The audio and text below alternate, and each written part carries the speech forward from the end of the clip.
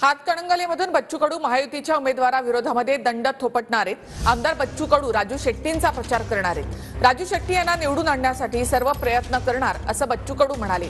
तर बाहेरून कोणी पाठिंबा दिला म्हणून परिस्थिती बदलणार नाही असं उत्तर यावर धैर्यशील माने यांनी दिलंय। ज्या पद्धतीने आम्ही शेतकऱ्यासाठी काम करतो त्याच ताकदीवर राजूजी शेट्टी पण काम करतात। मला माहित आहे तिथे दोनही मराठी उभे आहे, मराठी म्हणून उभे आहे आणि तरी सुद्धा जाती धर्माच्या पलीकडे आमचं नातं शेतकऱ्यासोबत जोडलेलं आहे आणि ते नातं आम्ही टिकवू। एक पक्का एका राजू शेट्टींच्या प्रचाराला मी जाईन। त्यांचं काही बोलणं झालं? हां, बोललो मी। त्यांनी बोलावलं, त्यांनी 2-3 दिवसासाठी बोलावलं, पण इतके दिवस नाही, पण एक दिवस नक्की जाईल। मुळातच राजू शेट्टी किंवा आणि कुणी कोणाला पाठिंबा दिला म्हणून इथले मतदारसंघातले इक्वेशन्स आणि प्रश्न ही त्या लोकल लेवलला या ठिकाणी सांभाळले जातात।